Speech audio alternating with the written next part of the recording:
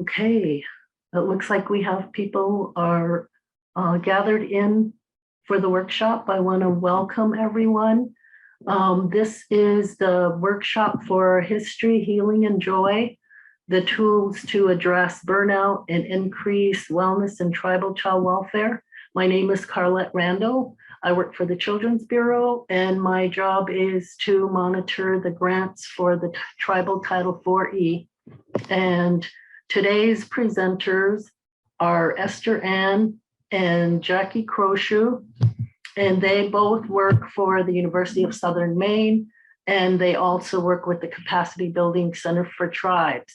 And in a brief bio for both of them, Esther Ann is a policy associate at the University of Southern Maine, and she works on projects that engage and benefit tribal communities, facilitating the Maine Tribal State Indian Child Welfare Act work group and creating child welfare resources.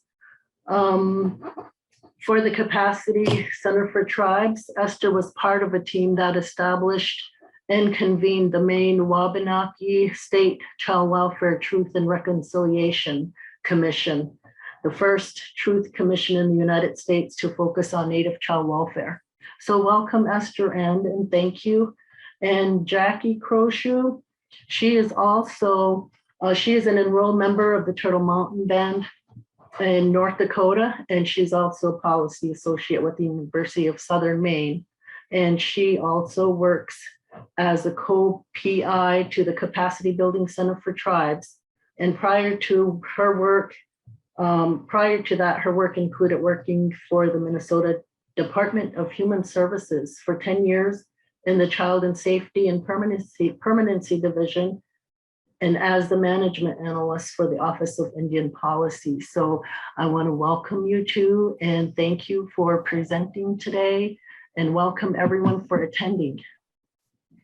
Miigwech, Carlette, thank you for that introduction, and welcome everybody. You got it right, History, Healing, and Joy, and I am grateful to be here and talk with you. But I do kind of want to get an idea of where some of you are coming from, because I was able to pop in shortly this afternoon. So if you don't mind, because it looks like there's enough, if you just could tell us where you are working with or who you are affiliated with in the chat room, it just gives us a little bit of an idea of who the audience is. And as you heard when Carlette introduced us, a lot of my work is in child welfare, and some of what we will be talking about will be our resources for tribal child welfare folks. So before we do that, though, I just want to share a little bit about myself. Again, Carlette did a good job, so I don't even want to go into it further. As Indigenous people, it's not like the most fun part, but let me say Buju, Indinawe Maganag, hello, my relatives. Indigena Kaz, Dakadus Aki. My spirit name is Star Woman. My English name is Jackie Croshoe, and I come from the Fish Clan and enrolled in the Turtle Mountain Band in North Dakota.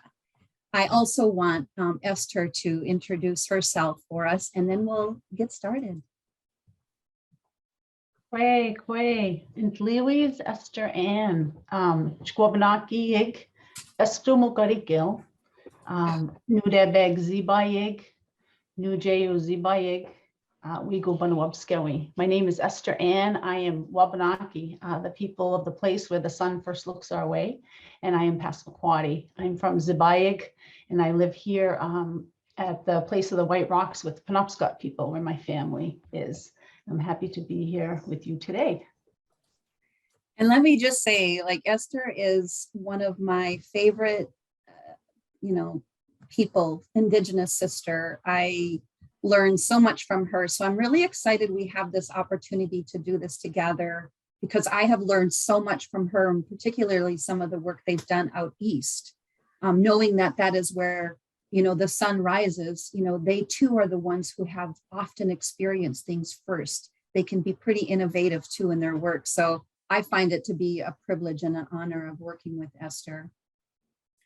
So again, you know, as an Indigenous person and doing this with Esther, one of the things we've always felt to be really important is just how we open up, you know, our conversation, and how do we, you know, set the intention, and, you know, how do we, you know, when we're talking about some of our history, which we'll do a little bit for you, but then the healing and the work that we are doing all to better ourselves, it's not easy. So I want to make sure that we're, you know, really setting those intentions of our time together.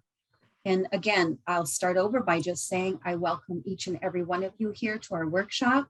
And I just share again my gratitude to the Children's Bureau for this opportunity, just to share our resources. You know, as I've heard others do, I want to be sure and take a moment and recognize our sovereign nations. You know, they are the original keepers of the land we are on today, and it's so important that we do that. Here in Minnesota, we have the Anishinaabe and the Dakota people. And again, before I get started, I want to acknowledge, and I've been doing this a lot more recently, is, you know, in Indian country, we have been facing a lot of collective grief regarding the thousands of remains in burial sites of our children who never came home from residential and boarding schools, and just the impact this is having on our relatives. And I think it's just important that, you know, we call our spirits to be with us. I'm always reminded by my elders to call my spirit. And as I introduce myself, my spirit name is Gakaduspaki. So I call my spirit and I say, you know, come with me, be with me as we talk through this and have this conversation with you all. And I noticed when I don't do that, my ego wants to jump in and take over. And, you know, with that comes my anxiety, it comes my doubt and fear. So always call your spirit just to look, you know, within yourself and guide you in your day. I also, you know, want to just acknowledge that, you know, the work that we are doing and the conversations we are having is just so critical to how we move forward and make these changes. And for us as Indigenous people, you know, we often see our work being for our families, for our relatives. And, you know, when we say that, we say, Ndinawe Magana means my relatives, or in Dakota, we say, Matakiawasen, all are related. So with that said, let's enjoy our time and, you know, use the chat room as you feel necessary. If you've got questions for us, we'll do our best. We didn't really build in any breaks, but we'll just do our best and ask for grace as we try to look at the chat room and answer some of the questions and present at the same time. So I thank you all for being here and allowing me to open this and the opportunity to share. So miigwech. So, you know, when we we're looking at putting together a presentation for this particular conference, you know, they felt that it was really important that we just talk about some of the history, some of the trauma. So, you know, I want to start off and just do a poll question for all of you. So I can just have, again, not only an understanding of where you come from, but also just what your experience is, what is your knowledge. So I'm going to ask our buddy here, Jesse, I think he's still on with us, if he can put up this first poll question. I just want to get an idea. Are you familiar with the trauma inflicted on Indigenous people in our country? And it's just a yes or no. And it looks like there are a lot of yeses coming in. So this is good. Okay, so it looks like most of you are saying yes, you are familiar. So I'll just spend just a few slides talking about that. And then we're going to share some resources, and then I'm going to turn it over to my sister Esther, and she'll share additional resources and tools that you can take home with you. So, okay, good. So we won't spend a whole lot of time on that part, but I just always have to recognize and honor, you know, or else I should say just understand where you all are at with that. So good. Okay. So let's talk a little bit about just the historical trauma. And again, you know, historical trauma has been, defined as group trauma experience over the lifespan. And, particularly if any of you are familiar with Braveheart, there's this historical trauma in American Indian communities, and can be discussed in just various ways. You've heard them discussed more as political or psychological, and just also just that in that tribal community concept. And let me talk a little bit more about that. So, for example, the historical trauma is political, and it's political because of treaties. It's political because of past policy in eras that were initiated by the United States government, just to eradicate American Indian culture and traditions. And of course, when I acknowledged what's being uncovered right now with our boarding schools, that's part of what I am talking about, and how it interfered and changed kinship. It changed our family relationships, the mass killings of American bison, all of this. It influenced hunting, gathering, lifestyles, the relocation, the Indian Religious Freedom Act. All of that, again, then was enacted to protect and preserve our basic civil liberties of American Indians. So, and we had to have that in order for us just to practice our traditional spiritual and cultural beliefs. So that is why it's political, and that's why I want to mention the political part, but also the psychological response to these policies and treaties, and how it's been theorized and scientifically examined through research, with American Indians. And so it's important to remember that American Indians, we are heterogeneous. We are in each tribal community, and we have our own historical trauma experience. So I want to acknowledge that it can look different. I'm Turtle Mountain. My husband is Blackfoot.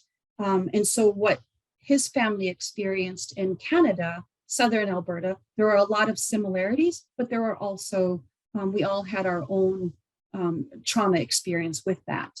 And I just think that also needs to be understood and recognized when working with tribal communities, and particularly if doing any kind of trauma-informed services.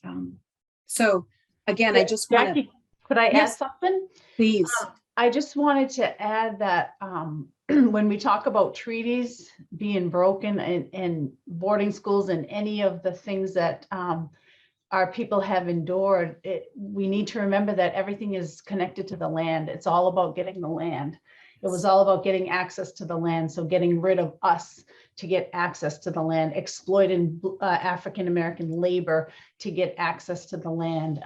And that's why it's, another reason why it's so political. And we talk about treaties, that there's a long history of making and breaking treaties, and all of the genocidal acts in between. And it was always about the land. That's why in our erasure and tied to the land, that's why land acknowledgements are so important to counteract that erasure and to start getting people to remember that this is Indigenous land. Yeah. Well said. Well said. So, and again, I'm not going to read the slides, but this is just important because some of the key points that I want you to walk away with is just that historical trauma began long ago and it continues today. And when tribal communities, within tribal communities, I also recognize, because some of the honor and privilege we have with the National Center, Capacity Building Center for Tribes, is we get to work with Indian country, across the country. And there's also, we always want to honor that valid kind of debate about how to think about traumatic historical events. And again, like Esther just talked about, like how that looks very different. And it's our job to make sure that we're honoring those variations. And again, another key point is just the difficulty of separating the effects of historical trauma from the effects of other types of trauma. And, it makes it hard to study, but this doesn't make the effect any less real. And, I do, ask for grace. Sometimes I debate on, whether or not to share a personal story, but I think sometimes, depending on the audience, it's really important for us to recognize this intergenerational trauma, the exposure of earlier generations to traumatic events. So when I talk about boarding schools, this is very personal to me because both my mother-in-law, father-in-law, and my mother for a short time all were in boarding schools. And I recognize, the impact that has had on my husband's family, my family, and it's hard. I can never really talk about this without, feeling the emotions of it because it's real and it's there. And I know that we carry it and have done a lot of work in ceremony to heal this trauma inside. My husband and his twin were a part of the 60s scoop. And I'm not sure if some of you are familiar with that 60s scoop out of Canada. And, fortunately, there was an admission and, their provincial government has tried to make attempts to repair some of that harm and damage, trauma that's been done. But truly, this is something that, my husband has experienced and I have experienced, and that we have had to work with our children and helping them to understand. And for those of you who are familiar with the 7 generations, we know that things that happened in the past affect us, and that what we do today affects, our next generation. So I just want to emphasize, because I've heard people say it's happened so long ago, let it go. It's over, it's done. And in our ways of knowing, it's still there. We still have healing to do. So one of the things I think that I felt was important to add into this conversation, and I mentioned it again in the opening, was just this collective grief that's happening right now. And I just also want to acknowledge that, there are thousands of remains that are being found, I guess, in burial sites of our children. And we know that they belong to somebody. We know that they never came home from residential and boarding schools. And let me just add that, I said my husband was adopted with his twin. Let me just say that that was an extremely difficult adoption. They were placed into a white home. And a lot of hurt and harm happened. And unfortunately, she's not with us anymore. But so to see that, these children are being found and located, and fortunately, he did find his biological family and was able to return home, which was a blessing and a gift to him to find his family and to find and be a part of his ceremonies. But a lot of children who were sent to residential and boarding schools never came home. And I'm really proud, that we have some efforts that are being raised by our United States Interior Secretary, Deb Haaland, in the federal government's launch of the Federal Indian Boarding School Initiative. It really helps to bring us some hope that we have somebody in there with the awareness that we need, who can really take a look at the issues that we are facing in Indian country. And again, just given these findings and efforts, and just even how I can feel the lump in my throat, I just want to pause and take a deep breath and just honor and reflect on those children, both in the US and Canada, and that may their remains finally be able to return home. So I'm going to take a breath.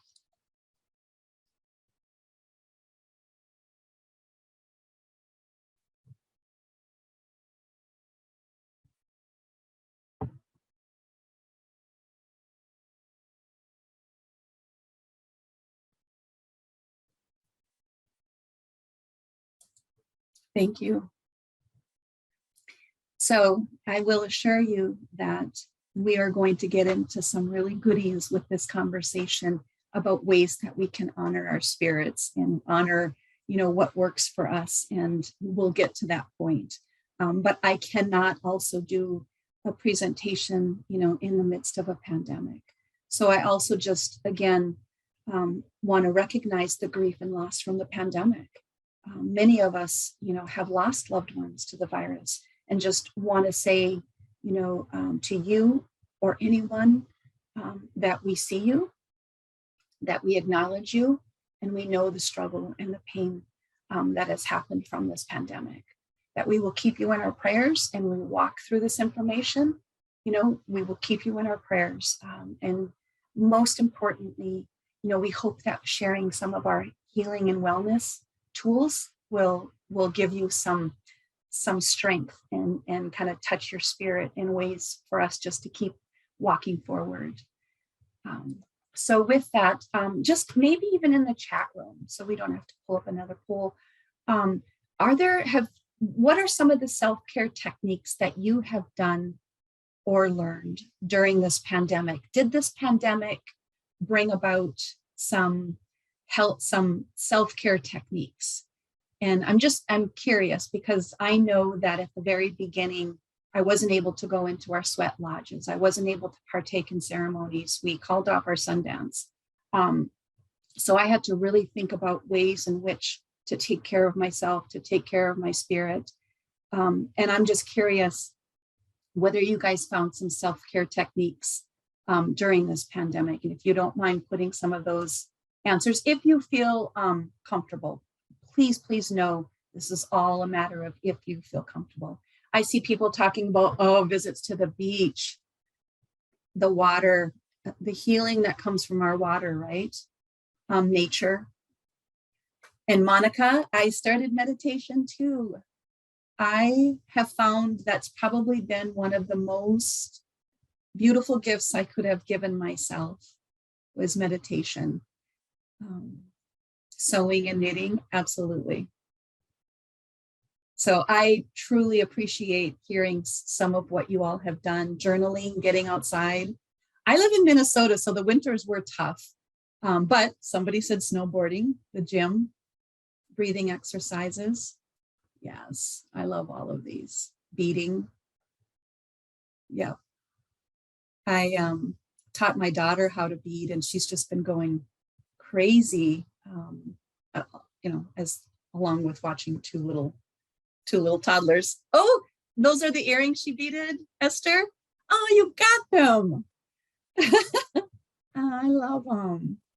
So good. You guys have all found ways in which to take care of your spirits, especially during this pandemic, because we know some of the numbers that we're seeing, that one of every 168 American Indian Alaska Native children lost a caregiver. So we know that these statistics, these numbers have hit us hard in Indian country. So I'm glad you all are taking care of yourself.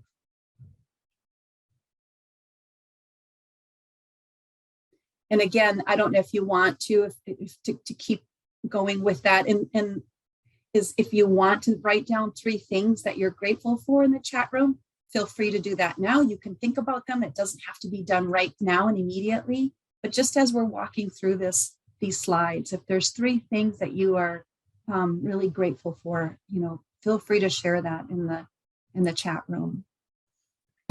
So now let's just turn this over to some self-care and healing, and just, why we talk about self-care, and truly, honoring yourself enough to schedule time with yourself is the first step to well-being. And let me say that again, honoring yourself enough to schedule time with yourself is the first step to well-being. It has a profound effect on us. But also on people around us. I know my husband has been extremely grateful that I have found something like meditation to take care of myself. So not only does it feed us, but it feeds those around us. And just taking that time, whether it's in the morning to set those intentions, to smudge or meditate, or even an intentional pause during the day, just to reflect, like somebody said, on their breath. And the gratitude is just, it's almost like it's that, way of just filling our cups up. So I'm extremely committed to this self-care and healing, and just recognizing all that we talked about in the earlier slides. We really want you just to become more familiar with these resources that we have for you. And a lot of them are on the Tribal Information Exchange. And if Esther or myself, we can drop that tribal information link into the chat room, or I can do it too, Esther, if you don't have it pulled up. And again, we just want to leave you today with as much resources as we can. We want you to recognize just the need for an identity in these wellness strategies. We want to talk about mindful practices that Esther's going to share, and how all of these can really just be incorporated into your child welfare practice or whatever practice you come from, and just how to effectively incorporate them, into your day. And that's the idea that we want you all to walk away with. And here's why, right? And I think some of you, I'm a grandma, I'm in my well, let's just say my daughter's 34, my son's 24. So I'm a grandma, and I recognize that there have been times that I have felt that burnout, and I know what the signs are. And, I want to recognize too that child welfare workers experience a burnout rate, a higher really rate than those in the other helping professions. And I know Esther's going to talk a little bit more about that. We know that secondary trauma, witnessing traumatic events, like I just heard of these tornadoes that are happening, with what is happening with Ukraine. We know that these events that are happening to others is an experience we have, particularly too in the field of child welfare, when we're removing children or when we know of neglect or abuse. We know that there's compassion fatigue, and which is really that emotional impact of experiencing secondary trauma repeatedly. And, that feeling of starting just to feel depleted, exhausted. And I've done this a few times, just thinking, why am I doing this work? And should I be doing this work? Is it time for me to look, for another for another job? So we know that burnout is real, and we know that feeling, unable or incapable of fulfilling in a helping role due to the experience of unsustainable fatigue, compassion fatigue.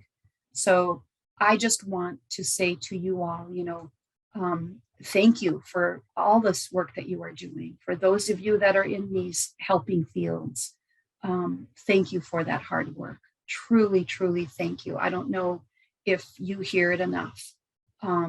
And I recognize too that, we can't always have joy if we don't know sorrow.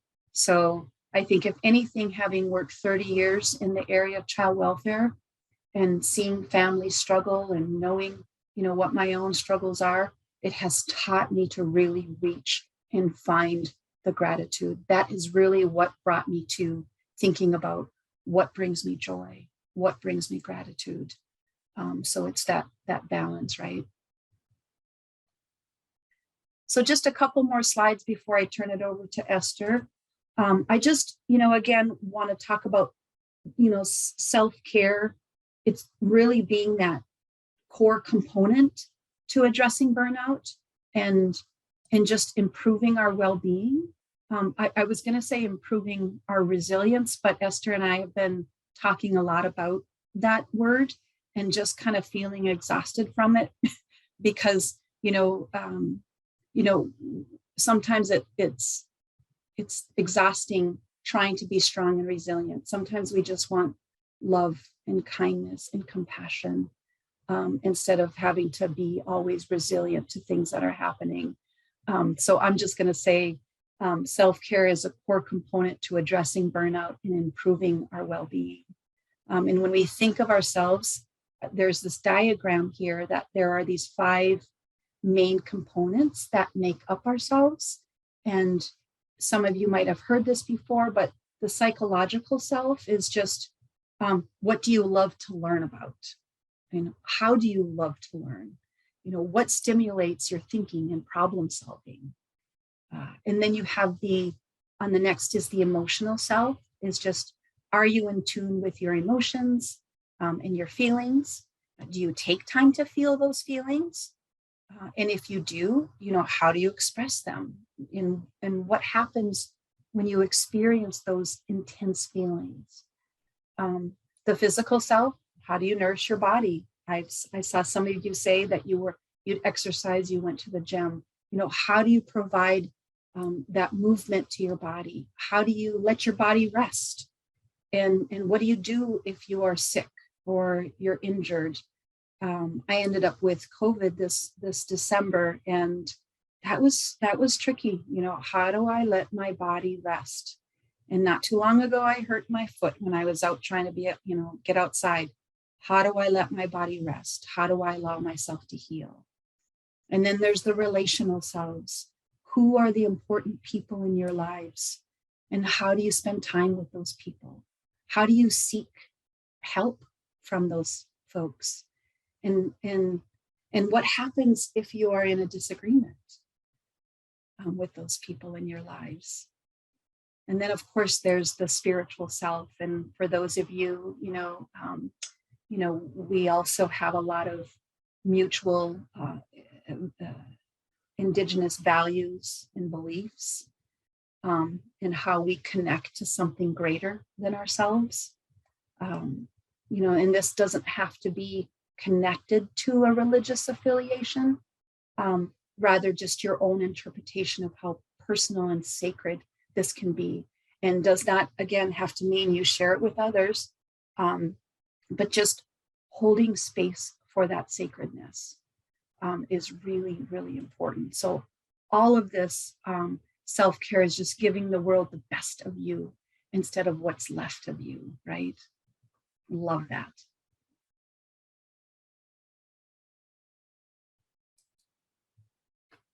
And again, just as Esther always reminds me of when we talk about the intergenerational trauma, we want to talk about our intergenerational strength. All that we have learned from our ancestors, from our grandmothers, from our aunties and our uncles, from our spiritual teachers, from our ceremonies, and just how those teachings have really allowed us to survive, and they've allowed us to thrive. And I see more and more of us going back to those traditional ways, particularly if we were removed from them. And I just cannot, have always felt so proud of the strength of our people, our spiritual gifts and strengths, our cultural strengths of tradition, our healing ways, the values we place, our belief systems, our language, and our ceremonies. So, we have to recognize all of these intergenerational strengths that have been brought, that we carry, and that we continue to share with our children. So I want to leave it there. I'm going to turn it over now to Esther, and she's going to talk a little bit about some of NICWE's resources. She's going to start introducing you to things like the mindfulness app that we have, and a lot of the goodies that she's going to give to you all. So with that, Esther, I'm going to turn it over to you. You only one, Jackie. Thank you so much. I wanted to echo what Jackie was saying about intergenerational strength, and want us to take a little bit of time, just every now and then. I find it helpful to take an inventory, kind of look at my kids, my grandbaby, and think about what I went through, and think about what my mother went through, and their parents. And I think we've done a good job of passing down less of that trauma and more of that strength with every generation. So it's easy to forget that. It's easy because everything's so heavy. It's easy to lose sight of the things that we are doing wonderfully. And we still know who we are. We still speak our language. We still practice our ways of knowing and being. And the world is still learning from us and wanting to learn from us the way our worldview. So there's a lot to be proud of when we think about intergenerational trauma and strength. So I'm going to put the link to this flyer in the chat. And NICWE has a lot of resources, and this one really caught my attention. The statistic says that it might be hard to see on the screen, but 64% of burnout is work related and 36% is client related. And that struck me because when I hear stories and I hear, from child welfare professionals, the talk is usually focused on the clients. The clients are hard to deal with. And what we're finding out with this research is that it's not. So, and that's also wonderful because that means that agencies have a lot of agency to do something about it and to help their workers. And one of the ways that they can do that is to, excuse me, support peer relationships. So many of the things that we're going to learn today falls within that, to offer supports for people that witness secondary trauma, like Jackie talked about. So check out NICWE. They have a lot of resources that are wonderful for workers. So this mindfulness app that we created for the Tribal Information Exchange, it's a web-based application, so you can use it on your computer or your phone. I think I'm saying that right. And tell Laura that I said it right, Jackie, next time you see her. I'm not the most technically inclined person. So you can navigate through this app, and we've set it up according to values, the different values that many tribal nations share in common. And in there, you can find, so if you have, say you're having a hard time someday or you've got some time, you're like, oh, I got 5 minutes, what can I do? You can look in this app and you can find something to do, a little breathing exercise. There are mindfulness tips on how to make your everyday activities mindfulness activities, how to cook mindfully, how to find that in everything you're doing. So if folks are inclined, we can do a simple breathing exercise. I saw some of you put in the chat that you use breathing. So this, if it's not helpful, just bear with us. But if it's helpful to some folks that aren't familiar with it, this one is really easy. And this is the one that I teach. I just had my niece in the car earlier. I had picked her up from surgery and she was in pain. And I said, in through your nose, out through your mouth. I'm telling her, I'm driving down the road telling her, breathe 4 in, hold it for 4, and slowly out 8. So 4, 4, 8 is helps me. And there are all different kinds of breathing techniques. Some of them are a lot more complicated and take a lot more practice and intention. But this one I find is sort of like an emergency to help you on the spot. So breathe 4 in through your nose, hold it for 4 counts, and out through your mouth slowly. And that has an immediate impact on your body, on your cells. It immediately starts to reset and go back to that balance, because our bodies naturally want to do that. And these things kind of help it along. Okay, Jackie. So I love this website. It's Capacitar. I'll put it in the chat. Capacitar.org, and it's Capacitar International, and they're all over the world. And their mission is to heal ourselves and heal our world. They teach body-based practices that empower people to use your inner wisdom to heal and transform, to heal injustices and build peace in families and communities. They have an emergency toolkit right on their front page, and it's available in 30 languages. And you can download that, and it's full of all kinds of wonderful, and when they say emergency toolkit, they mean emergency. So these folks will go into places like where you said, Jackie, they just experienced a tornado. These folks will go there and work with the people to help them in those emergency situations to try to self-regulate and help calm their nervous system. And in that emergency toolkit, one of the exercises that I find helpful, and particularly with children, is called finger holds for healing. So each finger, and you'll see it if you download that emergency kit, each finger represents a different emotion, and they're connected through our body, all of these networks of energy. And so by holding, say, the pinky, well, this one is for anger, the middle one. So if you're having anger issues, you hold your middle finger and keep, you can give yourself messages either out loud or in your head while you're doing that. And after a while, you'll feel the pulsing going through your body, and you can feel your body start to regulate. It sounds, I know it sounds out there, but it really works. And these are all ancient practices from tribal nations all over the world. So there's a lot of wisdom in these techniques here for self-regulation. I encourage you to look out and download that emergency toolkit.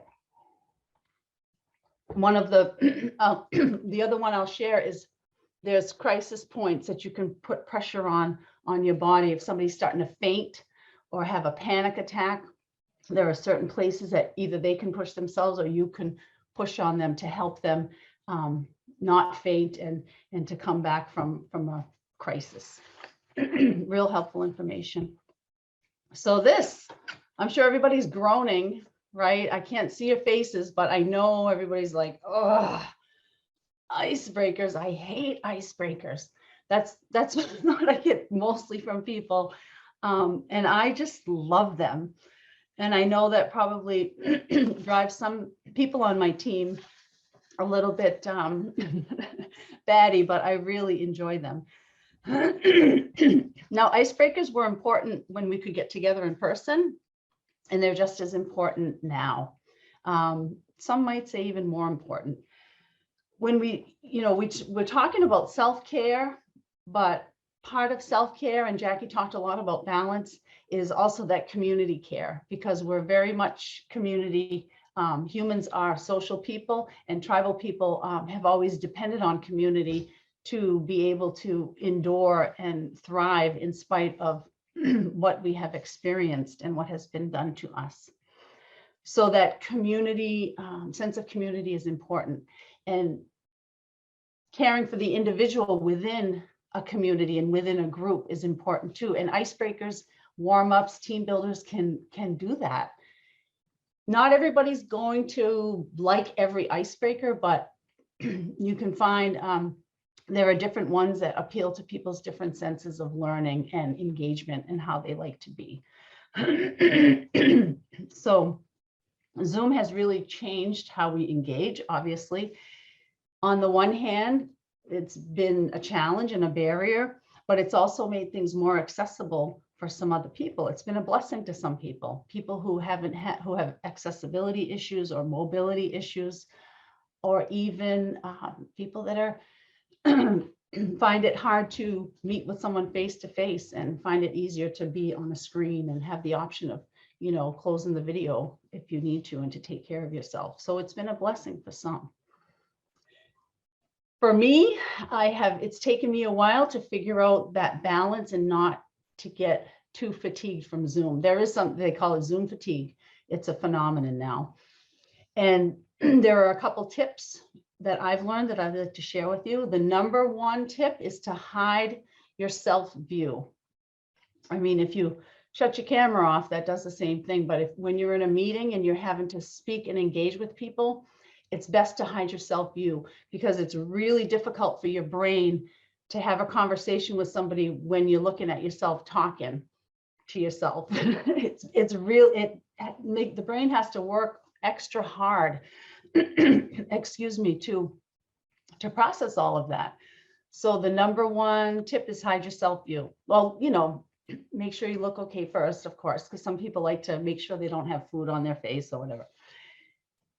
The second tip is to use the speaker view instead of gallery view, so that the person that's speaking is the one that you're looking at. Because again, it's hard for the brain to see all of these faces and try to, especially when they start moving around, when people join or turn off on their video, things start moving around and it's really difficult for your brain.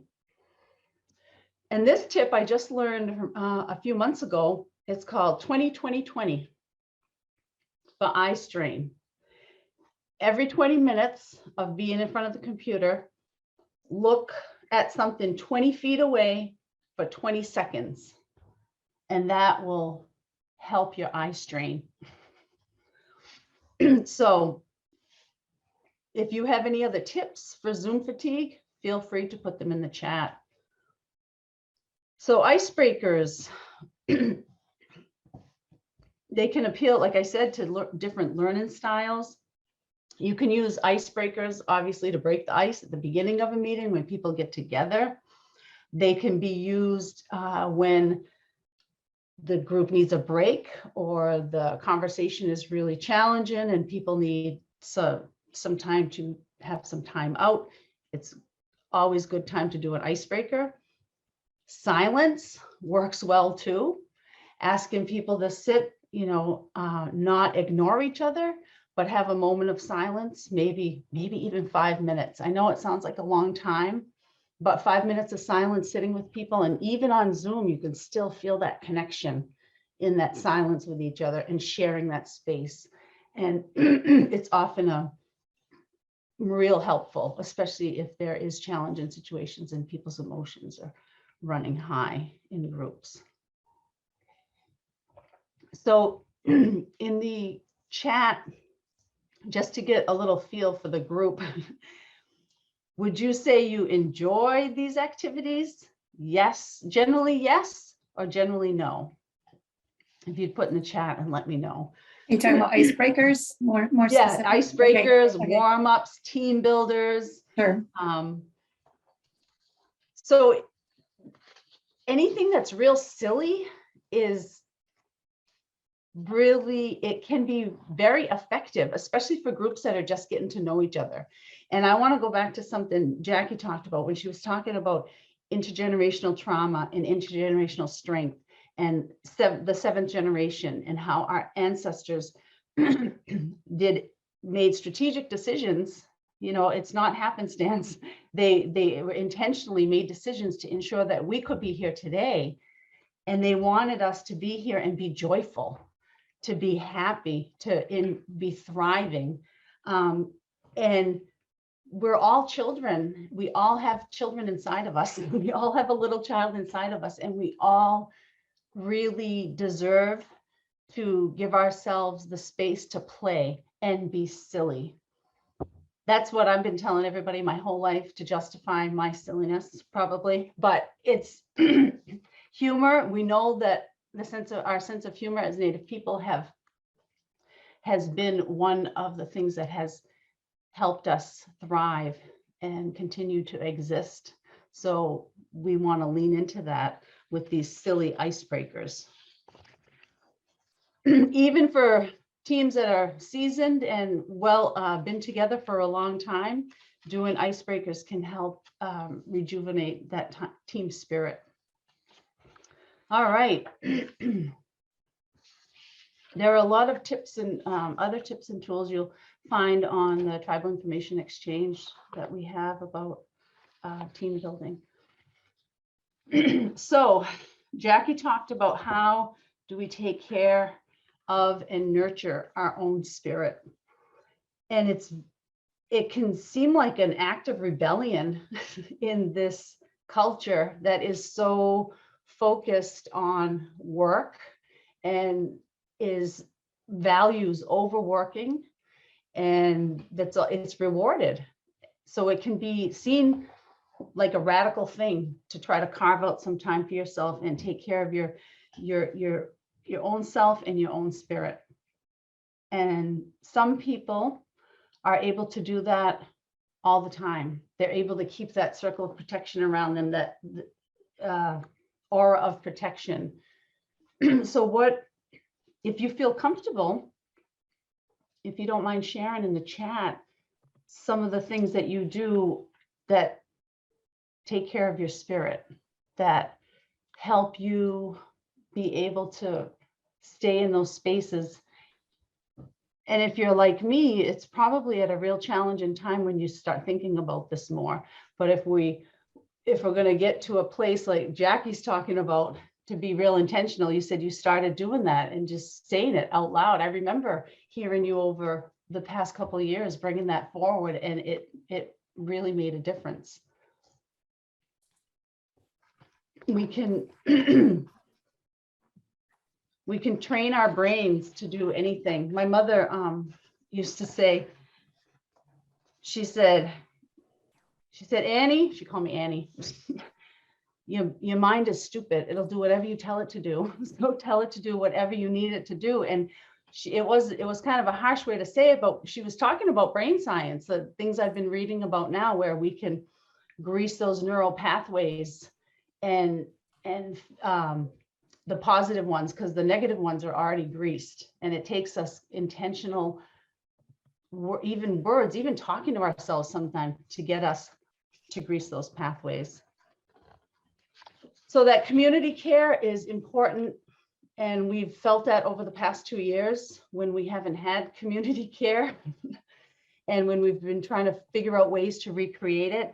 And I have been so utterly impressed with Indian country in the ways that we have come up with to stay connected with each other. The virtual powwows, there have been circles, storytelling activities, so much more accessibility to people. It's been wonderful to see.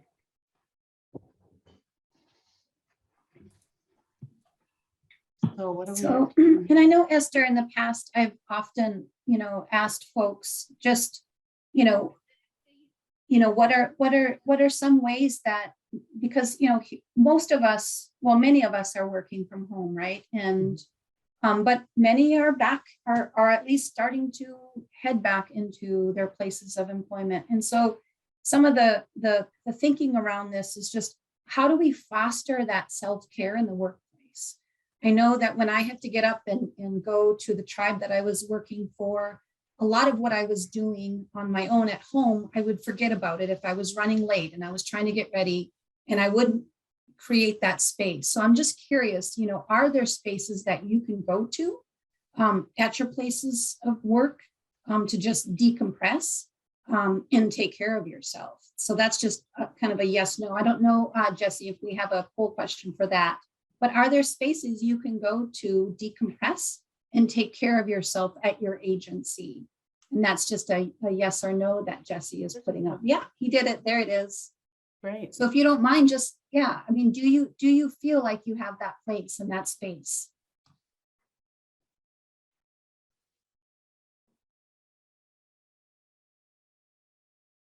Even if it's in your car.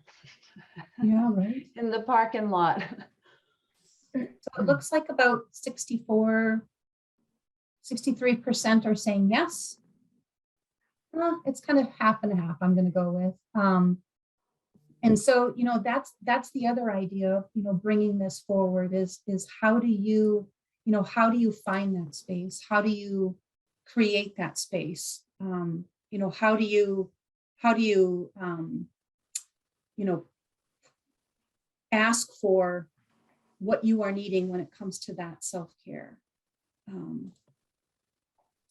me get out of that. So again, looking at the time, I want to just throw some of these ideas out there for you. And, I want to make sure, if you are looking for some of these tools, if you are looking for some of these resources, Esther and I want to make sure that we can, get them to you, knowing if you want help kind of getting into the Tribal Information Exchange, downloading some of the resources. And once you're in there, you're going to see that there are many, many resources. Most of what we have shared today is, of course, on the front page of the Tribal Information Exchange. If you were to bring in the drop-down menu, it's under the Healing and Wellness. And then you can just scroll through all of these tools that we've talked about and have shared with you. We've had just the honor and privilege of bringing in some of our Lakota elders. We created this Lakota worldview, and we talked about, ways in which we can honor our traditional ways with the families we're working with. We have created webinar series on connecting with ourselves, our spirits, our families, and then our community. So there are a lot of really good resources in there, and we want to make sure you all have that website. It's the and I think Esther put it in the chat room earlier, but it's the tribalinformationexchange.org. So I want to just leave some time to again, this is just the slide that you will see when you enter into that Healing and Wellness page. And the other thing too is we added a partner to the work at the Capacity Building Center for Tribes, and they are the National Native Children's Trauma Center. And they have been just a tremendous asset to the center work. And not only in how they provide training and technical assistance, but also how we create our products and making sure that we are mindful of trauma and healing in the tools that we are putting out there for you all. So we have a lot of trauma resources on that page as well. And again, as I mentioned, the healing webinar. So with that, I just want to say miigwech. I want to say miigwech to Esther in leaving you with, I want her to, for those of you that have time, she does a little guided meditation. And before she does that for us, I want to just talk about or share with this quote: owning our story and loving ourselves through that process is the bravest thing that we will ever do. One of my favorite quotes that I want to leave you with. So I want to say again, thank you all for joining us. And if you have time, we still have a few more minutes. Esther is going to do this guided meditation closing that has been such a gift to have her do with us. So I'm going to go ahead and turn it back to you. And if you all have to leave, we respect and honor that. But otherwise, she won't take us too much past the time frame that we are all on. Jackie, someone asked about the quote again. Who was the? Oh, that's Brene Brown. Owning our story and loving ourselves through that process is the bravest thing that we will ever do. Yeah, it requires that vulnerability, and vulnerability can be really difficult, but it's worth it. So thank you for catching that, Carlette. Mm-hmm. So we have a few minutes. So Esther, do you want to go ahead and do that? Sure. I invite you to please sit comfortably in your chair, your back nice and straight, hands placed comfortably in your lap, and your feet planted squarely on the floor. Take a deep breath in and let it out with a sigh. Now I invite you to close your eyes or to simply lower and soften your gaze. Become aware of your environment, what's around you, the light coming through your eyelids, the sounds, the smells, the sense of space, the air touching your skin. Acknowledge where you are. You are here now. Now let's turn our awareness inward to our bodies. Become aware of the back of your thighs resting comfortably on the seat of your chair. Feel the chair against your muscles and know you are supported. Now become aware of your feet. Bring your thoughts into your feet. Notice your feet and feel how you are supported by the floor beneath your feet. Bring your attention to that floor. Imagine how it stretches out around you to touch the walls of the building and how those walls extend downward into the ground. The firm foundation resting deeply in the rich soils of Mother Earth. Imagine the earth underneath that building, how it feels, how it smells, Breathe in, knowing you are supported upon the earth. Breathe out, knowing you are connected to the earth, all creation, and to all humanity. You are connected to your ancestors. We are connected to each other and connected to future generations. When you're ready, slowly open your eyes and smile. Thank you, Thank you. Esther. Thank you. Anything else? Any other questions, Carlette? Or do we? I think this is the end of our presentation, and I believe there may be evaluations and there should be a room monitor that takes care of those, but I think that's the housekeeping. And I want to thank you all for attending this wonderful workshop. Thank you both so much. Make it. And I believe that the closing was excellent. And thanks for attending and have a great evening. All right. Thank you. Thank you, everybody.